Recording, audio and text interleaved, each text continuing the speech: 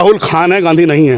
आज नॉर्मल आदमी भी अगर हमारे बारे में, हमारी पार्टी के बारे में कुछ बोलेगा तो हम उसको भी टारगेट करेंगे। ये तो गांधी जी ने नेहरू से कहा था कि भाई एक काम कर, मैं उसको गांधी का नाम दे देता हूँ। तो गांधी का नाम तो ये जब से चला रहा है, कहाँ से गांधी? बेरोजगारी कहाँ है? मुझे तो कहीं नहीं दिखती है। आपको बेरोजगारी नहीं दिखती? दिखती है क्योंकि नरेंद्र मोदी जी ने वो काम कर दिया कि आज अमेरिका भी आज हमारे हिंदुस्तान से सलाह लेके चलती है। क्यों? कौन सा? जैसा कि आपने देखा कि जंतर मंतर पे ओबीसी का मुद्दा लेके जो है बीजेपी यहाँ आई है और पीछे आप देख सकते हैं जैसे आगजनी या पुतला फूका जा रहा है राहुल गांधी का। तो क्या मुद्दा है मैम और क्यों आई हैं आप यहाँ पे जंतर मंतर पे? राहुल गांधी ने जो हमारे प्राइम मिनिस्टर के बारे में अभद्र शब्द यूज करे हैं और हमारे ओबीसी समाज के लिए उन्होंने जो बोला और बार बार वो ओबीसी समाज को टारगेट करते हैं। तो ओबीसी समाज अगर वैसे तो जाग चुका है, उनको ये नहीं पता, हम बोल रहे हैं आप माफी मांग लो। अगर ओबीसी समाज अगर जाग आपके आ गया तो आपकी नाक रगड़वा देगा, उनको अच्छे से पता नहीं है ये चीजें, ये अभी समझ नहीं रहे हैं। जो ये एक सर्वोच्च पद पे हमारे प्राइम मिनिस्टर बैठे हैं उनकी इज्जत नहीं कर रहे तो वो ओबीसी कल को अगर ये कुछ बन भी जाते हैं तो वो लोग आम जनता की क्या इज्जत करेंगे? तो क्या नाम है आपका? इंदु गोयल। तो राहुल गांधी ने ऐसा क्या बोला है कि ओबीसी को लेके कि ओबीसी की भावना आहत हो रही है? राहुल गांधी ने आज कल पहली बार नहीं बोला है। राहुल गांधी हर बार बोलते हैं। कल उन्होंने प्राइम मिनिस्टर के जाति के बारे में बोला, उनको ये नहीं पता, उनको पता नहीं था कि वो ओबीसी जाति से आते हैं।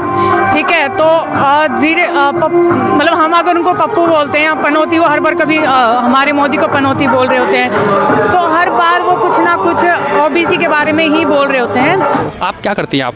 मैं अभी जिला मंत्री हूँ। बाहरी तो पढ़ाई अभी चल रही है क्या आपकी?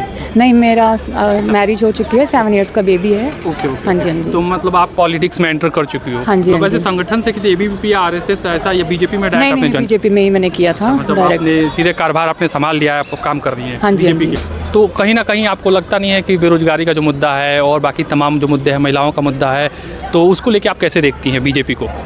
बेरोजगारी कहाँ है? मुझे तो कहीं नहीं दिखती है। आपको बेरोजगारी नहीं दिखती? दिखती है तो क्योंकि मैं खुद एक प्रोफेशन में हूँ। तो कैसे प्रोफेशन में? मेकअप आर्टिस्ट में। तो अगर मैं किसी को हायर करना चाह रही हूँ तो कोई लोग सब बिजी रहते हैं, मुझे दिखता है कि कोई फ्री ही नहीं है। अच्छा। तो मुझे बेरोजगारी कहीं नहीं दिख रही है। मुझे तो ऐसा लगता है लोग खुद काम नहीं करना चाह रहे हैं। मतलब लोग खुद काम नहीं करना चाह रहे हैं, बेरोजगारी देश में नहीं है। नहीं है बेरोजगारी। अच्छा। तो ये एक बड़ी बात है जो इनको लगता है कि देश में बेरोजगारी नहीं है, लोग काम नहीं हायर करना चाहते हैं किसी को, तब सब फ्री, कोई फ्री नहीं मिलता मुझे। हो सकता है कि मेकअप आर्टिस्ट वाले फील्ड में लोग ज़्यादा ना हो, आप मतलब रुचि ना रखते हो। आर्टिस्ट तो बहुत आजकल इस फील्ड में। लेकिन ये जो कंपटीशन में बच्चे हैं, कंपटीशन इतना है देश में, और उसमें बच्चों को बेरोजगार हो जा रहा है, पेपर लीक हो रहा है। हालांकि सरकार ने अभी बहुत अच्छा काम किया कि इन्होंने पेपर लीक को लेके एक जो है बिल बनाया है, तो वो बहुत अच्छा काम किया है। विपक्ष के बारे में अगर आप बात करें तो विपक्ष को आप कैसे देखते हैं? जो इंडिया गठबंधन हुआ है वो कितना कारगर होगा 2024 के इलेक्शन में? मुझे लगता है विपक्ष अब रही ही नहीं है। ये तो वाकई में मानना है। तो विपक्ष अब रही नहीं है तो उनके बारे में बात ही क्या करनी है। अच्छा। अगर विपक्ष रही नहीं है, हाँ जी, हाँ जी, बोलिए। विपक्ष अगर रहा नहीं है, आपके अनुसार विपक्ष है नहीं, विपक्ष रहा नहीं है, तो फिर आप राहुल गांधी के मुद्दे को लेके आप जंतर मंतर पे आ गए? नहीं है, लेकिन कोई हमारे बारे में उल्टा बोलेगा तो हम सहन थोड़ी ना करेंगे। आज नॉर्मल आदमी भी अगर हमारे बारे में, हमारी पार्टी के बारे में कुछ बोलेगा तो हम उसको भी टारगेट करेंगे। प्रधानमंत्री जी के बारे में नहीं, ये तो बात है, बात हुई हमारी कि प्रधानमंत्री को लेके, मतलब प्रधानमंत्री सम्मानित व्यक्ति है, उनको लेके जो है ऐसा टारगेट। लेकिन ऐसी कौन सी बात कर दी सर कि उन्होंने तो यही बताया कि वो ओबीसी नहीं थे, लेकिन बाद में जो है ओबीसी में वो। एक बात बताओ, उनको पता है कि वो ओबीसी नहीं थे? उनको कैसे पता? उनको अपनी जात का पता है, अपने समाज का पता है कि वो कौन है, वो कौन से समाज से आते हैं, उनके दादाजी कौन से समाज से आते हैं? बताते रहते, मंदिरों में घूमते रहते। मंदिरों से घूमने से, मंदिर से घूमने से हिंदू हो गया, गुरुद्वारे से जाके सिख हो गया। तो उनकी दादी क्या किस धर्म से थी? उनकी दादी हिंदू से थी, तो दादाजी कौन थे उनके? तो आप बताइए ना। फिरोज खान थे। अच्छा, फिरोज खान। तो ये तो गांधी जी ने क्या, ये तो गांधी जी ने नेहरू से कहा था कि भाई एक काम कर, मैं उसको गांधी का नाम दे देता हूँ। तो गांधी का नाम तो ये जब से चला रहा है, कहाँ से गांधी हैं ये? इनका इतिहास उठाइए, मीडिया में देखिए, मीडिया को पता नहीं है। देश के बच्चे को पता है कि जो राहुल खान है, गांधी नहीं है। राहुल खान तो कोई लिखता नहीं है ना लिखे। फिरोज खान ने भी कहाँ लिखा था? फिरोज खान था ना, लेकिन गांधी दे दिया उसको। जैसे फिरोज खान नहीं थे। एक बात सुनिए, एक पौधा होता है ना, हमने एक पौधे को उसको कलम चढ़ा के दूसरा पौधा बनाना होता है। जी। तो ऐसे ही ये कांग्रेस पार्टी के मतलब गांधी परिवार है। ये कलम चढ़े हुए पूरा खानदान को उठा लीजिए, जिन्ना से लेके फिरोज खान तक उठा लीजिए, नेहरू जी तक उठा लीजिए। ये सारे इनके अपने धर्म का नहीं पता, अपनी जाति का नहीं पता। दादी माँ क्रिश्चियन है, इटालियन है, पिता हिंदू है, हिंदू कहलाते, हिंदू कहाँ से? राजीव गांधी भी हिंदू कहाँ से आ गए? बाप के नाम से चलता है ना, तो गांधी लगा दिया, गांधी लगाने से अब मैं सिद्धू हूँ, मेरा नाम गुरजीत सिंह सिद्धू है, मेरे दादा गुरदीता सिंह सिद्धू थे, मेरे पिताजी रामदास सिंह सिद्धू थे, तो अब आप अगर सिद्धू लगा लेंगे तो सिद्धू थोड़ी हो जाएंगे।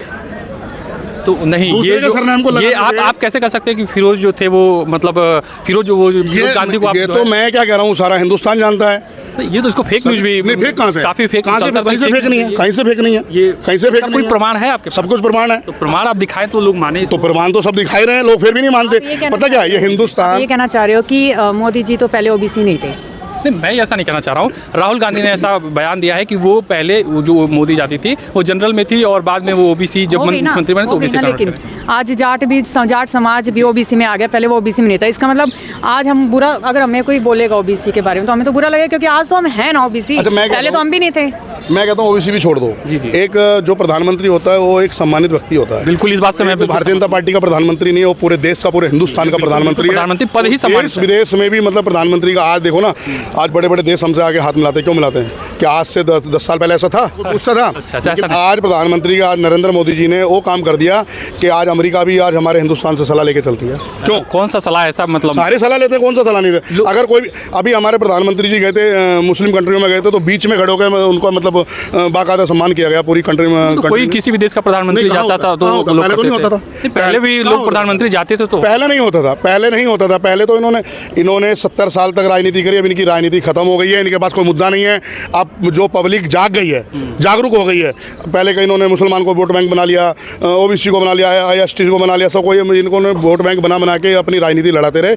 लेकिन इनको आगे जब टक्कर देने वाला एक बब्बर शेर आ गया ना, तो अब ये तिल मिला उठे हैं। 2024 में कैसे देखते हैं आप प्रधानमंत्री को? कितनी सीटें आ जाएंगी आपको? कितनी सीटें आ गई? 450 गई सीटें आ गई। 450? हाँ जी। मोदी जी तो कहे कि 370 या 400। नहीं, मोदी जी कह रहे हैं 400 पार, और हम कह रहे हैं 450, और ये 450 आएंगी। नहीं, मोदी जी ने कहा हम भी यही हैं। मोदी जी ने कहा 370 हम पाएंगे, बाकी जो भी गठबंधन हमारा है उसको लेकर 400 पार, वो तो मिलके ही जाएंगे ना, सारे मिलके ही जाएंगे ना। अब ये इंडिया इन्होंने बनाया, इंडिया एलन बनाया, ये ठगबंधन बनाया इन्होंने, इनका अपने आप ही अब जो ठगबंधन टूटता फिर आ रहा है ना। तो कहीं ना कहीं तो बीजेपी पे ब्लेम लग रहा है कि आप बाकी पार्टियों को तोड़ दे रहे हैं इंडिया से। आप कोई काम करते हो? अगर आप कोई काम करते हो तो ब्लेम लगेगा ही लगेगा, क्योंकि जो काम करेगा उस पर ब्लेम लगेगा। जब ये काम ही नहीं करते, खाली बैठे हैं ना, कुछ ही नहीं, इन्होंने देश का रुपया इकट्ठा कर लिया, उसको ये लूट के खा रहे हैं। राहुल गांधी जी का कौन सा बिजनेस चलता है? सोनिया गांधी जी का कौन सा बिजनेस चल रहा है? मतलब बताइए। इन्होंने परिवारवाद का किया हुआ है सबको। आज तक कांग्रेस पार्टी ने किसी को आगे आने दिया है? उसी का ही घूम फिर के आया था। भारतीय जनता पार्टी में बनाया तो एक दलित अध्यक्ष खड़गे जी को बनाया। हाँ, खड़गे जी चाबी है सिर्फ, वो घुमाते हैं। वो जो सोनिया गांधी जी की आएंगी होगा वही। अपना कोई डिसीजन नहीं है, यहाँ बब्बर शेर का डिसीजन है। जो बोलता है प्रधानमंत्री वही होते हैं, जो प्रधानमंत्री ने बोल दिया। कहाँ से आप आए हैं? कहाँ से? मैं आया हूँ नीलोटी मंडल से, मैं मंडल अध्यक्ष हूँ। क्या नाम है? गुरजीत सिंह। बहुत बहुत धन्यवाद सर बात करने के लिए। तो आपने जैसा देखा कि जंतर मंतर पे बीजेपी का ये धरना प्रदर्शन इस बात को लेकर था कि राहुल गांधी ने अपने न्याय यात्रा के दौरान जो है प्रधानमंत्री नरेंद्र मोदी पे ये टिप्पणी कर दी थी कि वो ओबीसी जाति से नहीं आए हैं, बाद में जो है वो ओबीसी जाति में शामिल हुए हैं। तो ऐसे ही बने रहिए, फिर मिलते हैं किसी नए वीडियो के साथ, तब तक के नमस्कार।